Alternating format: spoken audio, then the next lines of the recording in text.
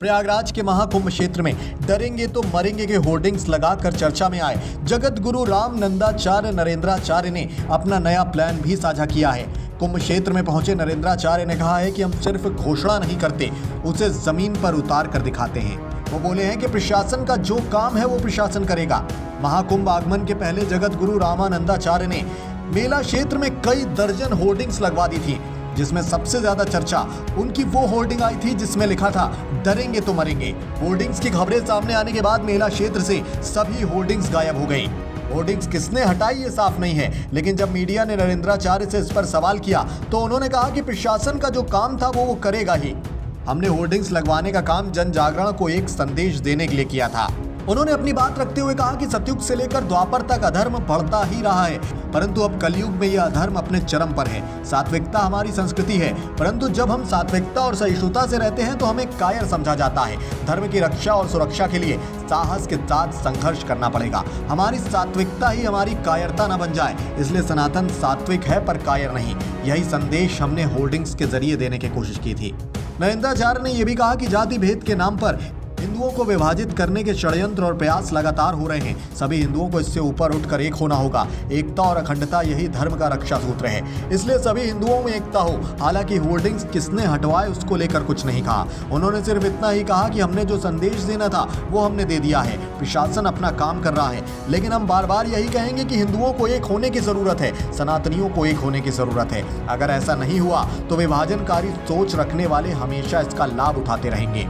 खैर दोस्तों, यूपी के इस चर्चित नए स्लोगन डरेंगे तो मरेंगे पर आपकी राय क्या है? कमेंट बॉक्स के जरिए हम तक जरूर पहुंचाएं। साथ ही उत्तर प्रदेश से जुड़ी ऐसी ही तमाम खबरों से खुद को अपडेट रखने के लिए आपके अपने चैनल वीके न्यूज यूपी के साथ आप यूं ही जुड़े रहें। ये प्रशासन का काम प्रशासन कर रहे हैं, मेरा काम मैं कर रहा हूँ, उसमें मुझे बुरे लगने की जरूरत क्या है?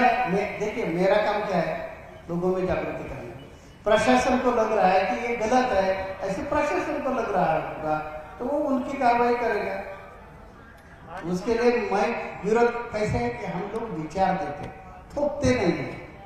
ये मठ मंदिरों के पास अधिकार होना चाहिए, क्योंकि ये जो पूजा अर्चा है, मंदिर है, ये हमारे हिंदुओं के है, ये सरकार के पास नहीं रहनी चाहिए। ये हमारी दौलत है तो या मिल्कत है या हमारा श्रद्धा स्थान है, तो पूजा पाठ का हमारा मंदिर है, वो हमारे कब्जे में रहना चाहिए। उसमें कोई बकेड़ा हो गया तो उधर उनके ही अनुयायी, वो मंदिर के जो पुजारी है या पूजक है, वो श्रद्धालु है, उनमें से उधर ट्रस्टी के नाम पर बिठाकर उनके हाथों में देना चाहिए। सरकार जो आपके कब्जे में मंदिर ले रहे हैं, ये गलत है क्या? ये नहीं गौर करना चाहिए सरकार में। हो भी ऐसे मुझे लगता है, मेरा प्रामाणिक मत ऐसा है कि ये जो वक्फ बोर्ड है, वैसे सनातन बोर्ड बनवा के उससे कुछ फायदा मिलने वाला नहीं, उससे कुछ फायदा होगा ऐसे मुझे नहीं लग रहा है। सरकार ने हमारे मंदिर कब्जे में लेना ही नहीं चाहिए, ऐसा निर्णय होना चाहिए, क्योंकि वो सरकार की जायदाद हो जाएगी ना। अभी हमारे शिरडी में क्या है, महाराष्ट्र में शिरडी में क्या सरकार का ही आदमी बैठा है। सिद्धि विनायक मंदिर बंबई का क्या है, पंढरपुर का मंदिर का क्या है कि उधर सरकार का प्रतिनिधि बैठता है। जो सरकार आ जाएगा, कांग्रेसी विचारधारा का सरकार आ गया तो उनके लोग बैठते हैं, और बीजेपी हिंदुत्ववादी विचारधारा के लोग आगे कि उनके लोग बैठते हैं, और उनके हाथों में सब खजाना जाता है। वो जैसे चाहते हैं वैसे वो पैसे का बंटवारा करते हैं।